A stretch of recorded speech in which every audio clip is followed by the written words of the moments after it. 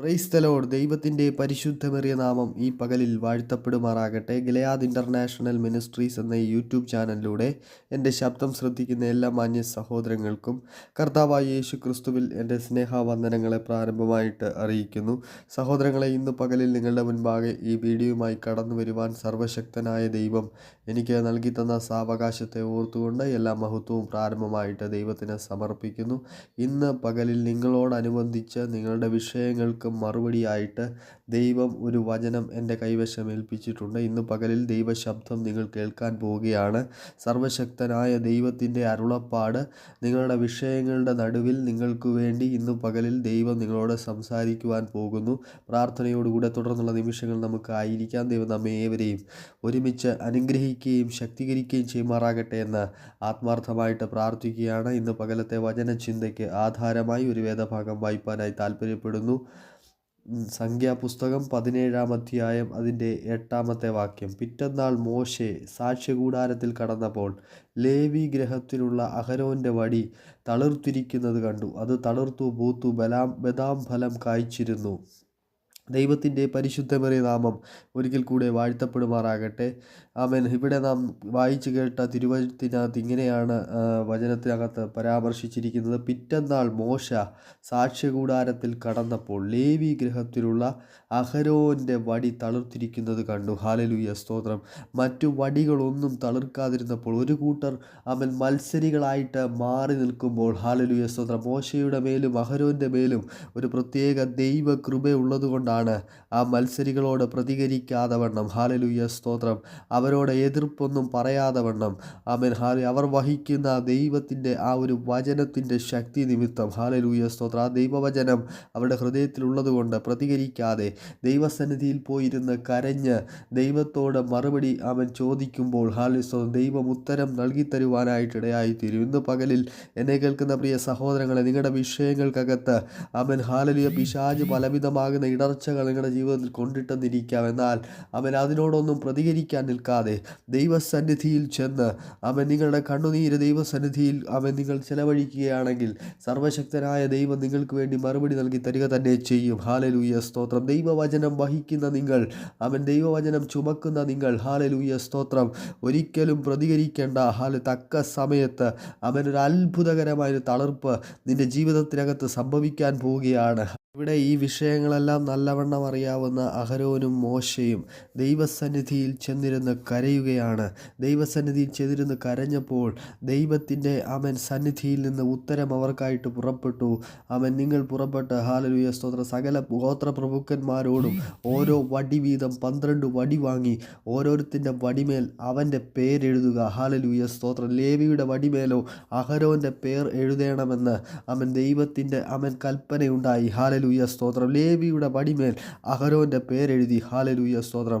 ബാക്കി 11 വടികളുടെ മുൻപാകെ അഹരോൻ്റെ വടി തളിർക്കുവാനായിട്ട് ഇടയായി തീർന്നു. ഹല്ലേലൂയ, സ്തോത്രം. ഇന്ന് പകലിൽ, ഹല്ലേലൂയ, എന്നെ കേൾക്കുന്ന പ്രിയ സഹോദരങ്ങളെ, ക്ഷണത്തിൽ നിങ്ങൾക്കൊരു വിടുതൽ ദൈവം സംഭവിപ്പിക്കുവാൻ പോകുന്നു. ഹല്ലേലൂയ, സ്തോത്രം. പലരെയും മറികടന്നു വരുന്ന ഒരു അത്ഭുതം, ഹല്ലേലൂയ, സ്തോത്രം, നിങ്ങളുടെ ജീവിതത്തിൽ സംഭവിക്കാനായിട്ട് പോവുകയാണ്. പിറ്റന്നാൾ മോശെ സാക്ഷ്യകൂടാരത്തിൽ കടന്നപ്പോൾ ലേവി ഗൃഹത്തിലുള്ള അഹരോൻ്റെ വടി തളിർത്തിരിക്കുന്നത് കണ്ടു. അത് തളിർത്തിരിക്കുന്നത് മാത്രമല്ല, അത് തളിർത്തു പൂത്തു കായ് പിടിച്ചിരിക്കുന്നു. ഹല്ലേലൂയ, സ്തോത്രം. അത് കായ്ച്ചിരിക്കുന്നു.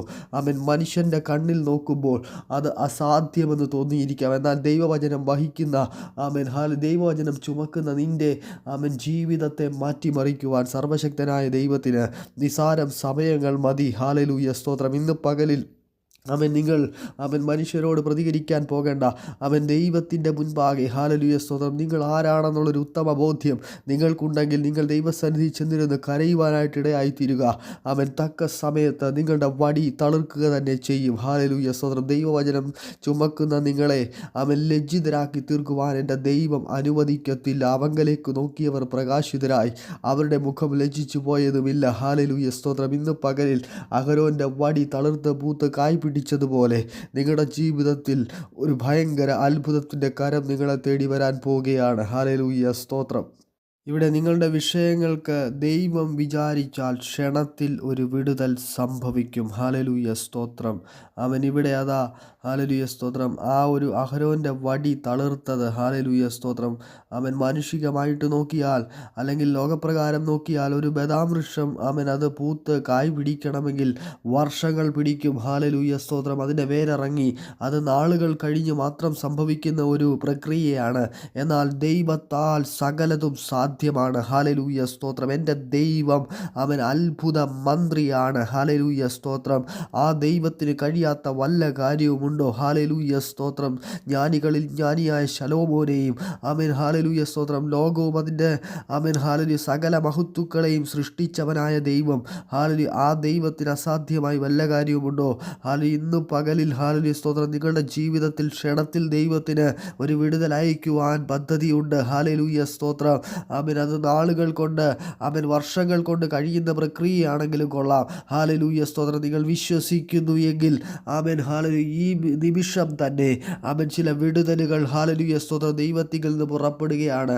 അഹരോൻ്റെ വടി അത് തളിർത്ത് പൂത്ത് കായ് പിടിച്ചതുപോലെ മറ്റ് 11 വടികൾക്ക് കാണാൻ കഴിയാത്ത ഒരത്ഭുതം ഹല്ലേലൂയ സ്തോത്രം അഹരോൻ്റെ വടിയിലൂടെ സംഭവിച്ചെങ്കിൽ ഹല്ലേലൂയ സ്തോത്രം ഇന്ന് പകൽ എന്നെ കേൾക്കുന്ന പ്രിയ സഹോദരങ്ങളെ, നിങ്ങളുടെ ജീവിതത്തിൽ ഹല്ലേലൂയ സ്തോത്രം നാളുകളായിട്ട് നടക്കത്തില്ലെന്ന് പറയുന്ന വിഷയങ്ങൾക്കകത്ത് ക്ഷണത്തിൽ ഹല്ലേലൂയ ഒരു ദൈവപ്രവൃത്തിയുടെ കരം ഹല്ലേലൂയ സ്തോത്രം ഇപ്പോൾ ഇറങ്ങി വരാൻ പോവുകയാണ്. ഹല്ലേലൂയ സ്തോത്രം.